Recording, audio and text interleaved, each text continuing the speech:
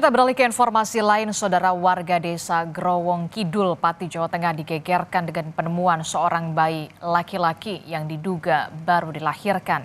Bayi ini dimasukkan ke dalam tas yang diletakkan di pinggir jalan.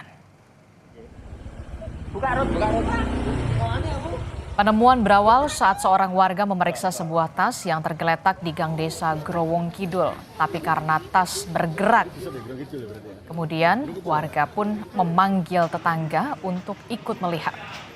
Warga pun terkejut karena isi tas ternyata berisi bayi yang diduga baru saja dilahirkan.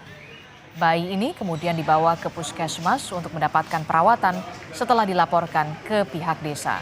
Kasus penemuan bayi ini telah dilaporkan ke Polsek Juwana yang langsung melakukan olah TKP serta memeriksa sejumlah saksi.